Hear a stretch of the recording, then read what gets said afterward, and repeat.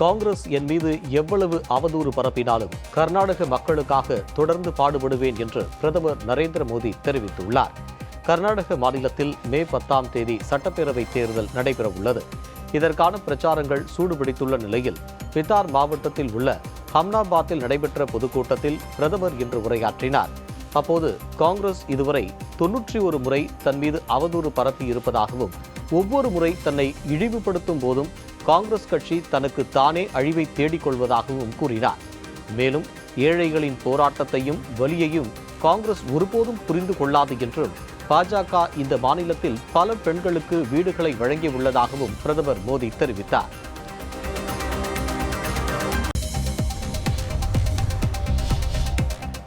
சுடானில் உள்நாட்டுப் போரில் சிக்கி தவித்த மேலும் 9 தமிழர்கள் சென்னை வந்தடைந்தனர். சுடானில் துணை ராணுவத்திற்கும் ராணுவத்திற்கும் இடையே நடந்து வரும் சண்டையால் உள்நாட்டுப் போர் ஏற்பட்டுள்ளது. அங்கு வசித்து வரும் இந்தியர்களை மீட்கும் பணியில் மத்திய அரசு தீவிரமாக இறங்கியுள்ளது. இந்நிலையில் தருமபுரி, பெரம்பலூர் மாவட்டங்களைச் சேர்ந்த மேலும் 9 தமிழர்கள் இன்று சென்னை விமான நிலையம் வந்தடைந்தனர். இன்னும் 200க்கும் மேற்பட்ட தமிழர்கள் சுடானில் உள்ளதாகவும், அவர்களை மீட்கும் பணிகள் தொடர்ந்து நடைபெற்று வருவதாகவும் தமிழ்நாடு அரசு தெரிவித்துள்ளது.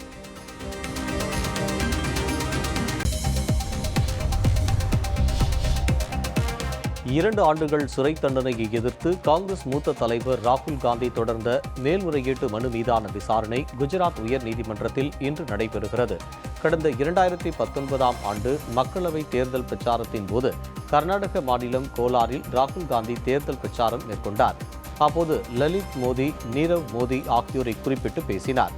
இது தொடர்பாக ராகுல் காந்திக்கு எதிராக சூரத் நீதிமன்றத்தில் தொடரப்பட்ட அவதூறு வழக்கில் 2 ஆண்டுகள் சிறை தண்டனை விதிக்கப்பட்டது. இதற்கு எதிரான மனுவை செஷன்ஸ் நீதிமன்றம் நிராகரித்ததற்கு எதிராக குஜராத் உயர்நீதிமன்றத்தில் ராகுல் காந்தி மேல்முறையீட்டு மனு தாக்கல் செய்துள்ளார். இந்த மனு மீதான விசாரணை இன்று நடைபெறுகிறது.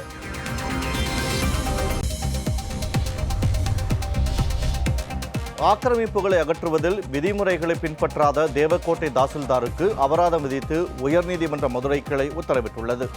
சிவகங்கை மாவட்டம் தேவக்கோட்டையை சேர்ந்த மதியாரி என்பவர் உயர்நீதிமன்ற மதுரை கிளையில் மனு தாக்கல் செய்திருந்தார். அதில் தேவக்கோட்டை பகுதியில் நில ஆக்கிரமிப்பு செய்துள்ளதாக தன் மீது உள்நோக்கத்தில் தாசில்தார் நோட்டீஸ் அனுப்பி உள்ளதாகவும், ஆகவே நில ஆக்கிரமிப்பு சட்டப்படி உரிய விதிமுறைகளை பின்பற்றி ஆக்கிரமிப்புகளை அகற்ற தாசில்தாருக்கு உத்தரவிட வேண்டுமெனவும் தெரிவித்திருந்தார். இந்த மனுவை விசாரித்த நீதிபதிகள் உரிய விதிமுறைகளை பின்பற்றாமல் தாசில்தார் பிறப்பித்த உத்தரவை ரத்து செய்ததோடு சம்பந்தப்பட்ட தாசில்தாருக்கு 10,000 ரூபாய் அபராதம் விதித்து வழக்கினை முடித்து வைத்தனர்.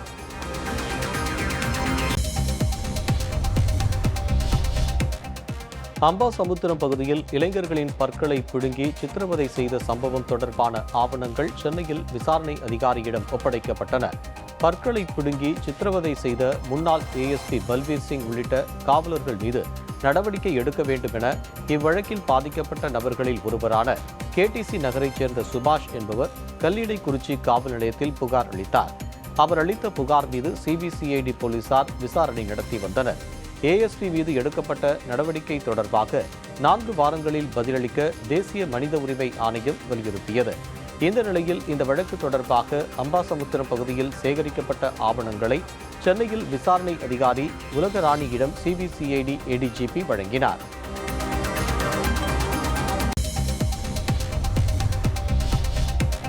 சென்னை மரீனா கடலில் பேனா சின்னம் அமைக்க அவசர கதியில் அனுமதி வழங்கப்பட்டுள்ளதாக பூவுலகின் நண்பர்கள் குற்றம் சாட்டியுள்ளனர். மெரினா கடலில் பேனா நினைவு சின்னம் அமைக்க அனுமதி வழங்கலாம் என சில நிபந்தனைகளுடன் மத்திய அரசின் சுற்றுச்சூழல் நிபுணர் மதிப்பீட்டுக் குழு மத்திய சுற்றுச்சூழல் அமைச்சகத்துக்கு பரிந்துரை வழங்கியுள்ளது. மத்திய அரசின் இந்த பரிந்துரைக்கு சுற்றுச்சூழல் ஆர்வலர்கள் எதிர்ப்பு தெரிவித்துள்ளனர்.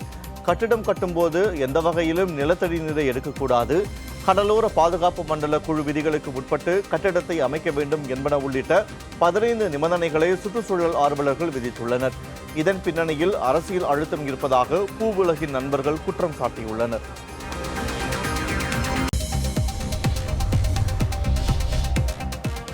திருப்பத்தூர் அருகே மின் ஊழியர் உயிரிழப்புக்கு காரணமானவர்கள் மீது நடவடிக்கை எடுக்க கோரி அவரது உறவினர்கள் உடலை சாலையில் வைத்து 2வது நாளாக மறியலில் ஈடுபட்டனர். மடவாளம் மின்சார வாரியத்தில் தமிழ்ராஜ் என்பவர் பணியாற்றி வந்தார்.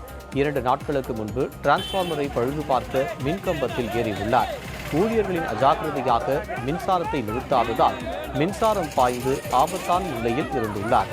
தமிழ்ராஜை காப்பாற்ற அதிகாரிகள் மற்றும் ஊழியர்கள் மெத்தனம் காட்டிய நிலையில் வேலூர் தனியார் மருத்துவமனையில் சிகிச்சை பலனின்றி உயிரிழந்தார். இதை கண்டித்து ஆத்திரமடைந்த அவரது உறவினர்கள் ஆலங்காயம் செல்லும் சாலையில் உடலை வைத்து 2வது நாளாக சாலை மறியலில் ஈடுபட்டனர். இதனால் 1 மணி நேரம் போக்குவரத்து பாதிக்கப்பட்டது.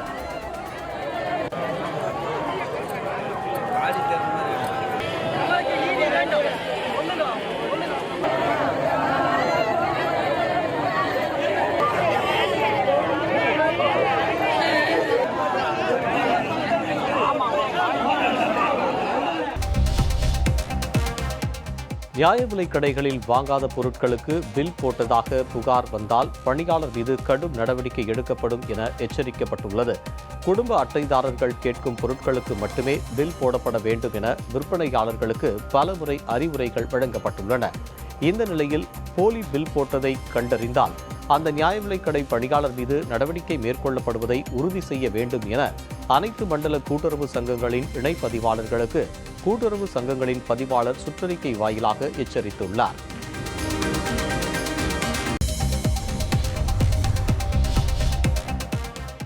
நான் எனது கணவரை தொழிலதிபராக்கியுள்ளேன், ஆனால் எனது மகள் தனது கணவரை இங்கிலாந்தின் பிரதமராக்கியுள்ளார் என்று ரிஷி சுனக்கின் மாமியாரும் இன்ஃபோசிஸ் நிறுவன தலைவரின் மனைவியுமான சுதா மூர்த்தி கூறியுள்ளார். ரிஷி சுனக் குறித்து பேசியுள்ள அவர், எனது மருமகன் ஒரு பஞ்சாபி என்றும் அவருடைய முன்னோர்கள் இங்கிலாந்தில் குடியேறி 150 வருடங்கள் ஆகிறது எனவும் தெரிவித்துள்ளார். திருமணத்திற்கு பிறகு ரிஷி வியாழக்கிழமைகளில் விரதம் இருப்பார் என்றும் ஒரு மனைவி தன் கணவரை எப்படி மாற்ற முடியும் என்பதற்கு இதுவே உதாரணம் என்றும் சுதா மூர்த்தி பெருமையுடன் தெரிவித்துள்ளார்.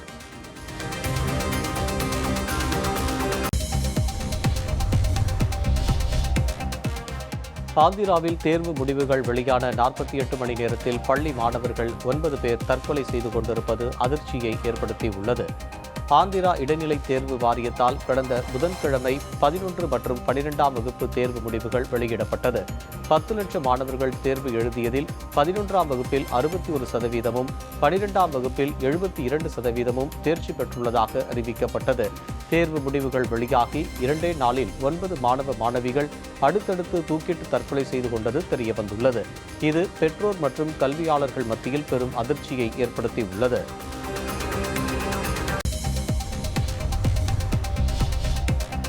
தான் ஒரு நிரபராதி என்றும் பாலியல் புகார் மீதான விசாரணையை எதிர்கொள்ள தயாராக இருப்பதாகவும் இந்திய மல்யுத்த சம்மேளன தலைவர் பிரிஜ் பூஷன் சரண் சிங் தெரிவித்துள்ளார். மல்யுத்த வீராங்கனைகளுக்கு பாலியல் தொல்லை கொடுத்த புகாரில் அவர் மீது 2 வழக்குகள் பதிவு செய்யப்பட்டுள்ளன. இதுகுறித்து கருத்து தெரிவித்துள்ள பிரிஜ் பூஷன் சிங், நீதித்துறையில் தனக்கு முழு நம்பிக்கை உள்ளது என்றார். தனது பதவியை ராஜினாமா செய்வது பெரிய விஷயம் இல்லை என்றும், ராஜினாமா செய்தால் மல்யுத்த வீரர்களின் குற்றச்சாட்டுகளை ஏற்றுக்கொண்டேன் என்று அர்த்தமாகிவிடும் எனவும் அவர் தெரிவித்துள்ளார். தனது பதவிக்காலம் கிட்டத்தட்ட முடிந்துவிட்டது என்று குறிப்பிட்டுள்ள பிரிஜ் பூஷன் சரண் சிங், இன்னும் 45 நாட்களில் தேர்தல் நடத்தப்படும் என்றும் கூறியிருக்கிறார்.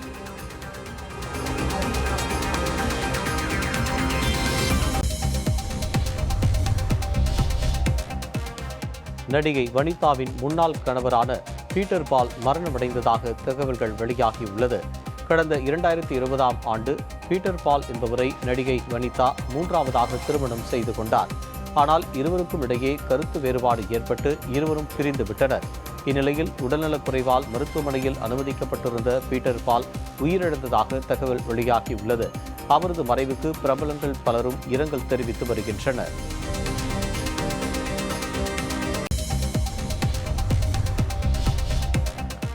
பாலிவுட் நடிகை அனன்யா பாண்டே தலைகீழாக நிற்கும் யோகாசன வீடியோ இணையத்தில் வைரலாகி வருகிறது.